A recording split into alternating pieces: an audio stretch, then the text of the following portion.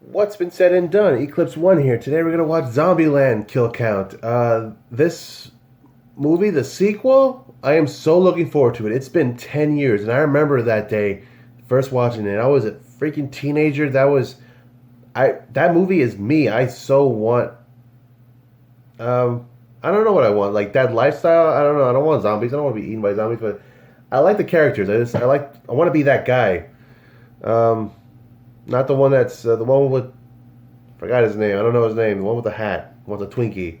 Yeah, I just want to roll around the zombie land, just be myself, getting Twinkies. Yeah. Let's just watch this movie. In 3, 2, 1. A lot of zombies are dead.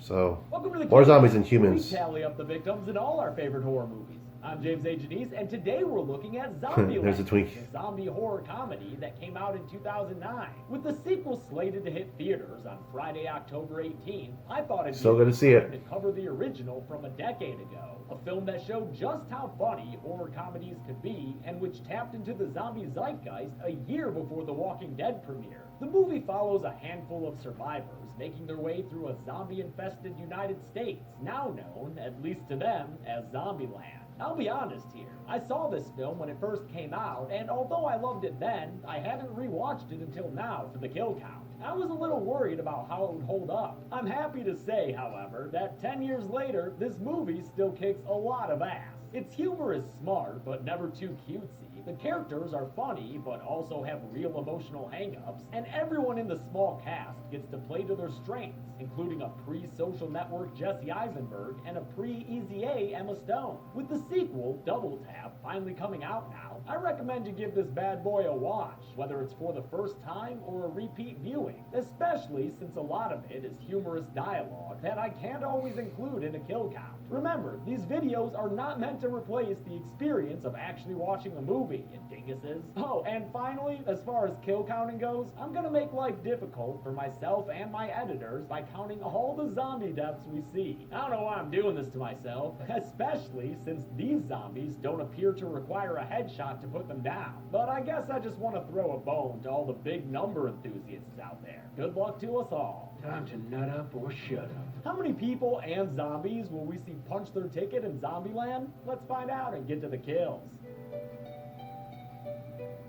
The movie begins on Capitol Hill, where things are in even more disarray than usual. A first-person camera holder is trampled down and becomes the first victim of the movie, eaten by a zombie as a voiceover by Jesse Eisenberg tells us the State of the Union. This is now the United States of Zombieland. Eisenberg continues his narration while a not-to-scale planet burns in space, reflecting the total collapse of society caused by the zombie outbreak. Eisenberg says that he's only managed to survive thanks to his carefully followed list of rules. And these rules for survival in Zombieland are a great little runner throughout the film. Their visual Like I would get a effects partner may not seem quite as just like innovative now Jesse as they Eisenberg did in guy, and 2009, since 10 years later, you know, because he would know, like, yes, you're right, we need to wear a seatbelt. You're right, we need to check the back. You're right, we need. And he'd be following me. We'd be doing stupid stuff. So I found we're kings of the survival land of zombies. Catching up to and eating you, like this poor dude experiences on a football field. Yeah, don't be fat. Continues, we see four bodies Can't be fat in Zombieland. either dead or being bitten by zombies, both of which will count as kills going forward, since all it takes is one bite from an undead bastard and then you're done. Eisenberg's second. Oh, and I hate that I would have to kill kids that would turn into zombies. Because they're still kids, but you have to kill them unless or they're gonna eat your brain or whatever. Just like this, Or your foot or any body part for that matter. Eisenberg's next rule is to be wary of bathrooms, since, as Mike White here learns, Exactly. it's a place that leaves you vulnerable and easy pickings for a zombie kill. Oh well, we all know Mike White's only good enough to be a runner-up survivor. And in Zombieland, that's simply not good enough. The last rule Eisenberg shares in this intro is a simple one, but, like all the others, could quickly lead to death if not followed. Buckle that seatbelt, or you'll be roadkill, zombie bite or not. Fasten your seatbelts. It's gonna be a bumpy ride. The opening credits feature lots of slow motion and often humorous zombie attacks while friggin' Metallica plays. But you may be surprised to learn that only 2 deaths are certain enough premiere to be included on the kill count, and they're both background bodies, visible as the Scarface wannabe shoots off a rifle in an alleyway. We properly meet Jesse Eisenberg's character at a gas station, 2 months after mad cow disease has transmutated into the Maybe this movie be so good, and a year from now we'll have a third movie. And then has to It wouldn't take another 10 years. It can happen. It can be really good, better than the first, and people are begging for, yeah.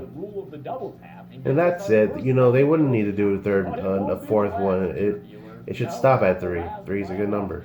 Michael Cera Come Again is heading to his hometown of Columbus, Ohio, with the unlikely hope that his parents might still be alive when a They could call it Zombieland. rolls up to him on the highway. Driving this Escalade is Woody Harrelson, looking just as Woody Harrelson as ever, and after a short standoff and a hitch and thump, Harrelson accepts the young Eisenberg into his vehicle, which has a 3 painted on its side in honor of something Despite their with obvious that personality differences, Thank you, little spit. car.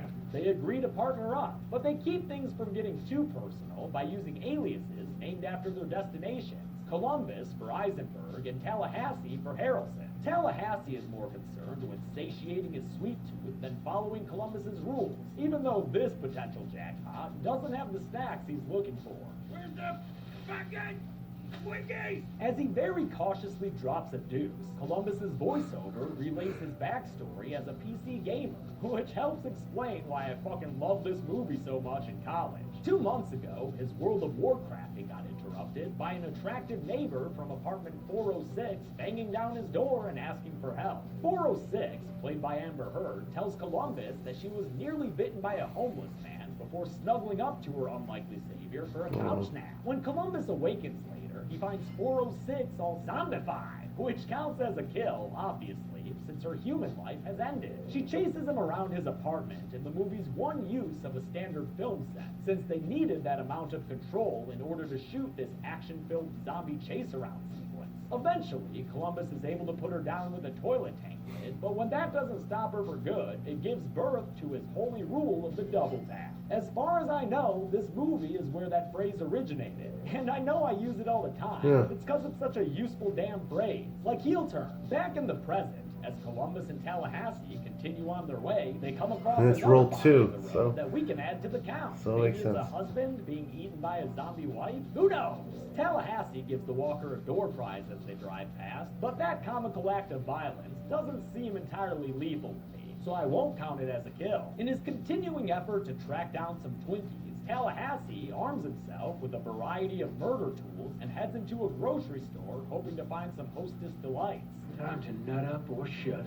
He lures out the zombies inside with some deliverance music on a banjo, then proceeds to beat a couple of them to death. The first with the banjo, and a second with a steel baseball bat. Batter up! A third zombie steps out and offers a bigger challenge, but Tallahassee just takes out some garden shears and uses them to gain himself a hat trick off screen. The boys come across a despondent-looking Emma Stone, who asks them to come quick, and she takes them to the back of the store, where her younger sister, played by Abigail Breslin, appears to have been bitten. The girls introduce themselves as Wichita and Little Rock, and ask the guys if they can put Little Rock out of her misery before she turns into a zombie. It's not her decision.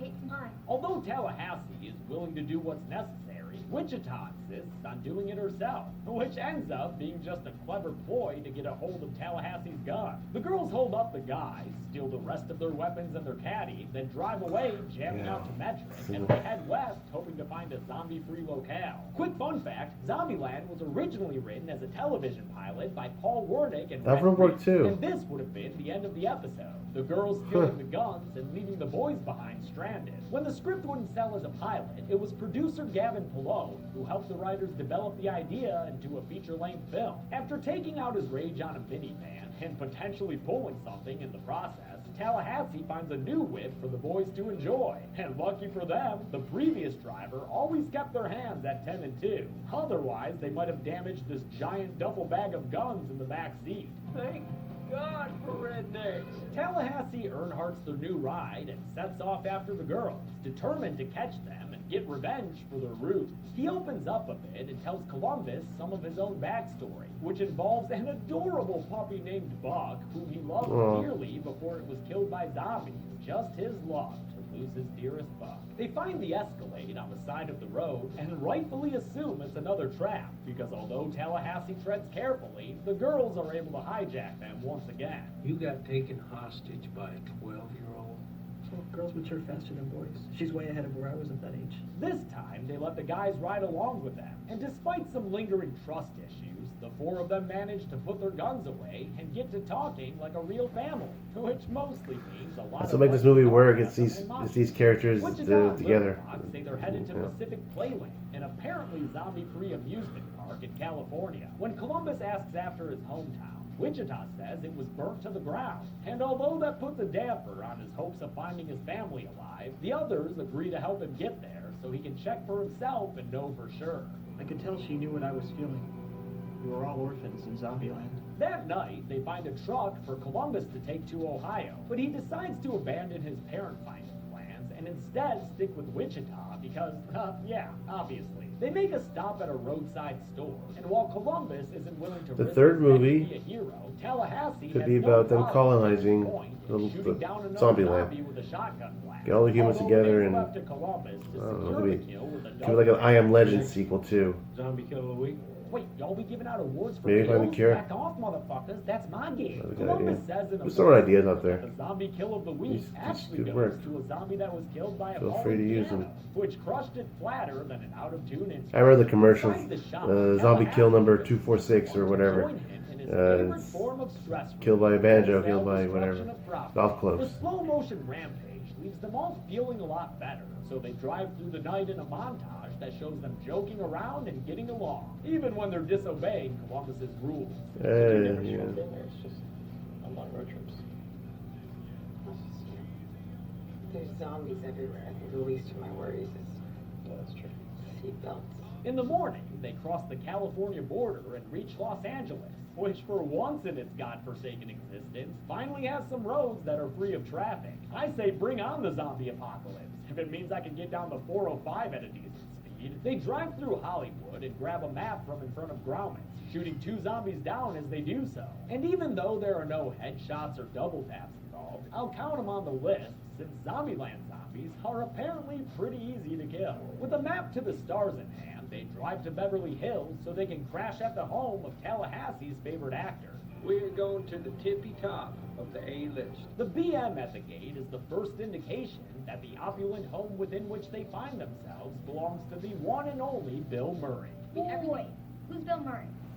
I've never hit a kid before. Calm down, Tallahassee. A 12-year-old in 2009 probably ain't watching Caddyshack. They inspect the house for zombies and Twinkies, and after finding neither, Columbus and Little Rock decide to settle into Bill Murray's private movie theater for some ghost busting. But as Little Rock gets an education in 80s comedy, Tallahassee and Wichita learn that they're not alone in this mansion, because there's a certain special someone rounding that corner right now. Bill Murray, you're a zombie? He's not, actually. He's still a human being, just dressed up like a zombie to blend in with all the walkers of the world. You know, zombies don't mess with other zombies. This is probably the greatest cameo of all time. It Yeah. might not hit as hard if you already knew it was coming, but I remember... Bill Murray having as Bill my Murray, you mind can't the beat first that. time I That's a- saw this movie. I was See, that's a good almost excited character. to see Bill Murray It's as filled with good Tallahassee. characters. God damn it, Bill fucking Murray! It's a lengthy and self-aware little scene that features some joyful childlike excitement from Woody Harrelson and the expected comedic genius of Bill Murray. You look remarkably like Eddie Van Halen. I just saw Eddie Van Halen. No. Yeah. Wow. Where? The Hollywood Bowl. Man, how was it? He's a zombie. The fun times continue, with the 3 of them lighting up and performing a music-backed Ghostbusters reenactment, with Emma Stone doing a solid Janine Melnitz. So disgusting. But it all comes to an end after they enlist Bill Murray to give Columbus a scare. The prank goes wrong. Yeah, and he Bill shoots Murray him. Man, that didn't need to happen. Why did that need to happen? Next movie, you better come back. Or the... Yeah, sad times for all the Steve Zissou. Like I said, get the cure out and cure him from being... Wait, no, he got shot, not bitten. What am I talking about? Should let him be the guy who cures it. And is Be even a scientist. quite That'd be honest when good. Little Rock asks if he has any regrets. Garfield, maybe. Bill Murray Yeah. dies, giving a death rattle that lasts so long he has to take a breath for it halfway through. It's a funny final bit, as Wichita's laughter shows. But it still is sad. Yes, it is. Sad and funny, just like a lot of his later work. That night, they play Monopoly and discuss the best parts of living in Zombieland. No, best thing about Zealand? No Facebook status updates. Oh, you're gonna be pretty thankful for Facebook next Oscar season, Mr. Eisenberg. Tallahassee laments his lost puppy again, but when he mentions that Buck had the same laugh as him, Columbus realizes that Buck wasn't a dog as stated. He was Tallahassee's equally adorable little son. Aw, no one likes to see Woody Harrelson cry. There, bud. Use some Benjamins to wipe all that up. With all these emotional guards down now, the group grows closer together. Tallahassee shows Little Rock how to shoot a rifle, and Columbus and Wichita drink wine and slow dance together. Although their attempt at face-sucking gets interrupted by Tallahassee, since when is the capital of Florida the lead manufacturer of Blue Ball? The next morning, Columbus wakes up to find that, true to their distrustful nature, the sisters have left them behind once more, opting to keep things simple and safe between the two of them.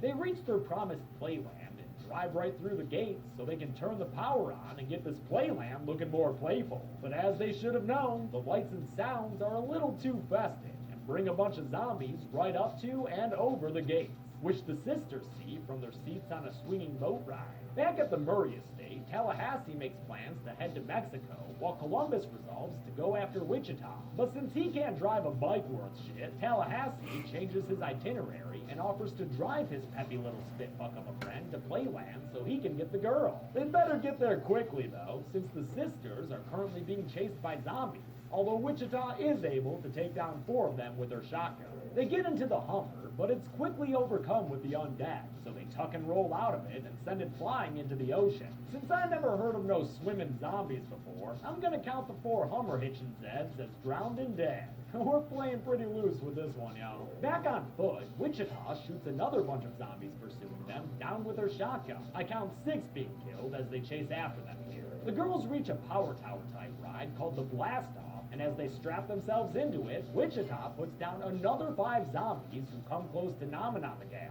Although, real talk, that last one is seemingly shot by an invisible gun. Pretty lucky for those sisters. The Blast Off blasts off and flings another clingy fucker from the ride, and the splattery sound and bloody bits on the camera lens ensure his inclusion on the kill count. To stop the ride from returning them to the ground, Little Rock shoots out the control panel and a zombie standing in front of it using the tips she learned from Tallahassee. That buys them enough time for the guys to arrive, who drive into the park guns a-blazing. Tallahassee appears to shoot down 7 zombies with his Uzi here, although there are some continuity errors among the bodies and the different overhead shots we see. I'ma just leave it at 7 though, cause I don't know what else to do. I will point out that one of the zombies getting double tapped by Tallahassee's tires seems to be a Michael Myers zombie. Or, considering how it's getting killed here, maybe it's just a Ben Tramer zombie.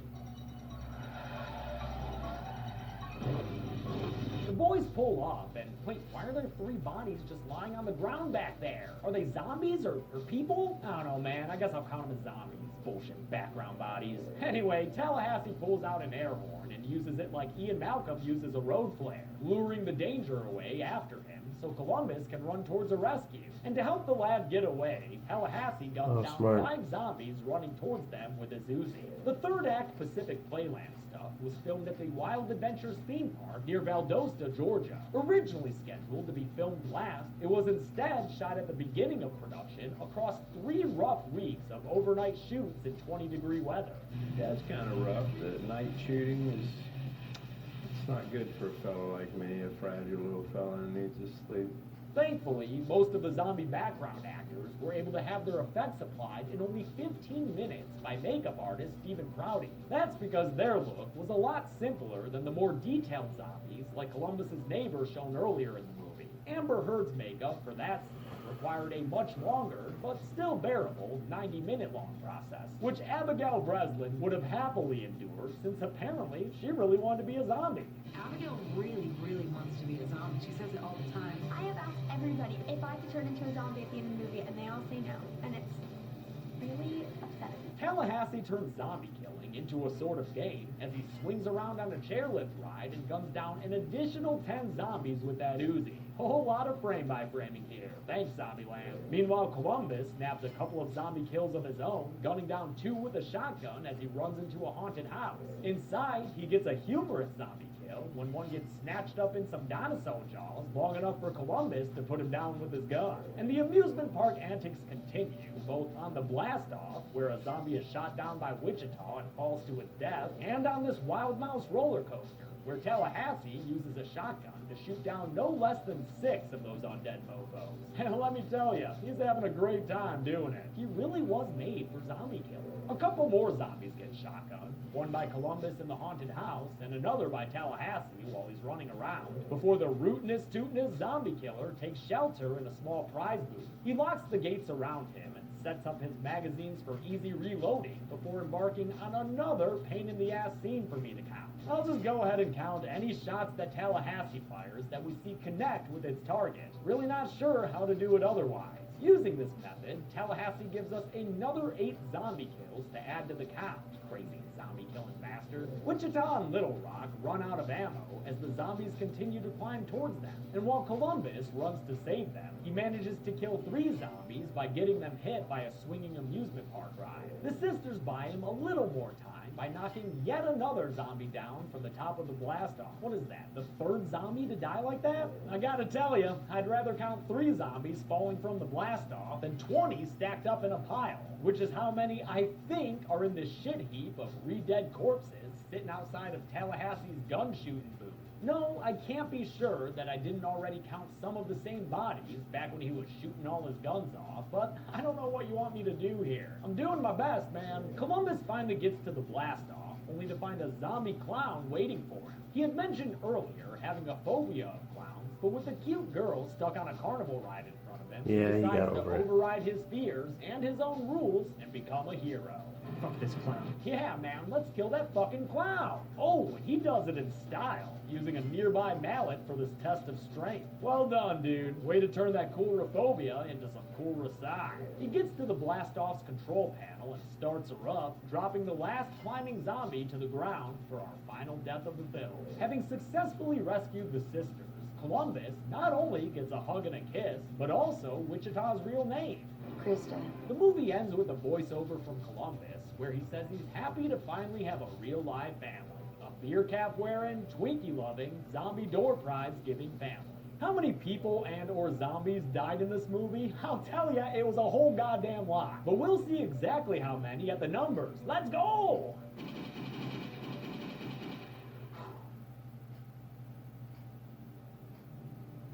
After hours of work going frame by frame, Zorn and I determined that there were 116 deaths in Zombieland. The victims included 11 living men, 4 living women, and 101 zombies who I'm not going to bother breaking down by gender, not when they mention Dalmatians in quantity. With an easy breezy runtime of 88 minutes, that left us with a startling kill on average every 45.52 seconds. I'll give the golden chainsaw for coolest kill to the clown zombie that Columbus takes out at the end. It kinda serves as the big bad. Columbus gets to use an amusement park thing to take him out, and it even has a funny nose squeak at the end. Dull machete for latest kill will go to Bill Murray, since it robbed the survivors and the Yeah. audience of some really fun That was hangout dull. times. And that's it. Zombieland came out in 2009 and has a sequel, Zombieland Double Tap, coming out this week 10 years later. Again, please don't ask for it for a kill count until it's out on Blu-ray. I can't cover movies until I have them on Blu-ray. But until then, I'm James H. Denise. This has been the Kill Count. Thanks a lot for watching this extra Kill Count. I want to thank some patrons like Amanda Piantadosi, Ellis Harrison, Brandon Sullivan, All Might, Lindsay Garfield, Dylan Shaw, and Leah Beth Bach. Also check out the 80s horror documentary In Search of Darkness with a special Dead Meat Collector's Edition. Link in the description for you to pre-order that. It's only available to pre-order the month of October, so get on it. Thanks everyone, be good people.